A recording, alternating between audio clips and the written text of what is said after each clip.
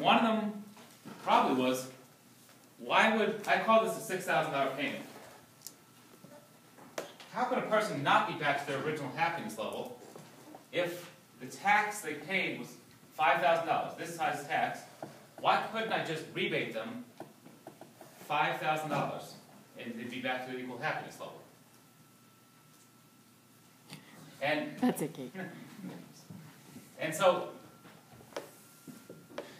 if I rebate them $5,000 of the tax, there, that much money, they don't quite reach their original indifference curve.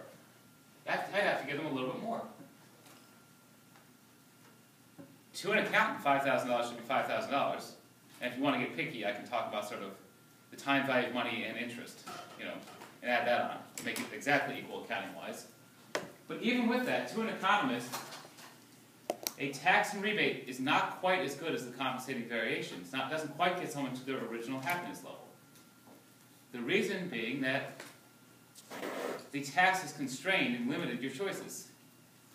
It's forced you to buy less big boats than you otherwise would have been able to, because it's made them more expensive.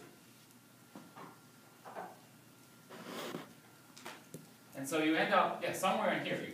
You get to the highest indifference curve you can, given that that's your amount of your income.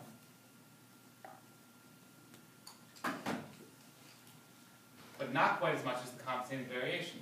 The fact that the market has changed the price, the government rather, has changed the price, making it more expensive. Even if you get the $5,000 back, you're a little bit less happy, because now you can't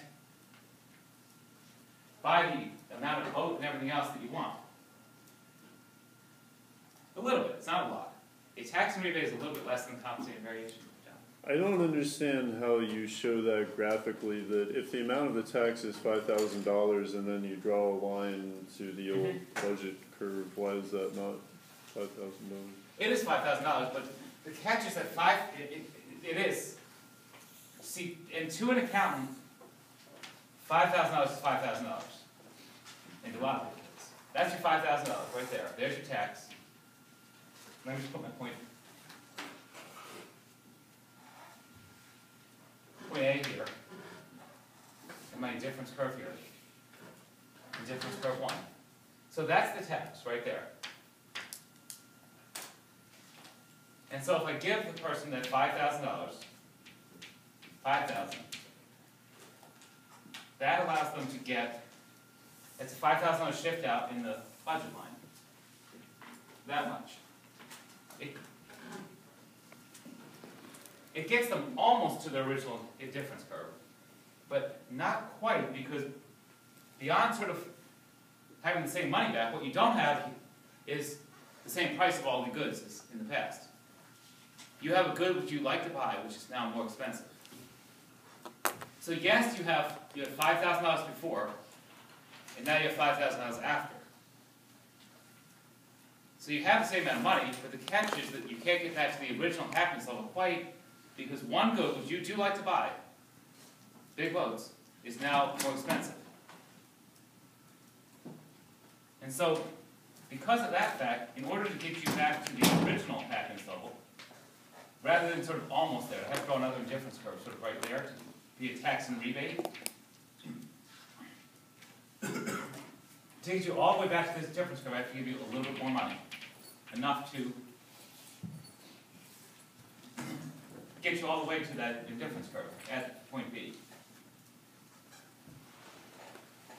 To compensate you for not only the fact that we're giving you the money, but also a little bit more money to get you all the way back to the original happiness level, because now one of these goods in life that you like buying is more expensive. So, giving a rebate doesn't necessarily help the consumers get back to their original Indifference curve. Okay. It almost does, but not quite. And that makes them not better off because they're not as happy. The point would be, if you want to completely rebate someone, to get them all the way back to where the tax wouldn't affect them at all, and they're equally happy, you'd have to give them the tax, the rebate, and somewhat more money. It all depends on how much more would depend on the shape of their difference curve. So it'll be different for every single person who likes big boats. And in terms of actual policy, the only thing you can really do that's feasible is a tax and rebate. The microeconomics just whine, well, you're not actually giving, you're still making them a little worse off, is what the economists would say. Because of course, how are you going to give everybody a tax plus a rebate plus a little bit more? You can keep track of a tax and rebate people through the income tax system. It's been done occasionally in the past. The microeconomists complained, but the point is that to actually get them back to their original happiness level, to be unaffected by the tax at all, you'd have to give them somewhat more. You couldn't just give them $5,000. But once again, depending on the person, it might be $200 for some people, it might be $800 for others. How much you'd have to get them. I'm still kind of struggling because if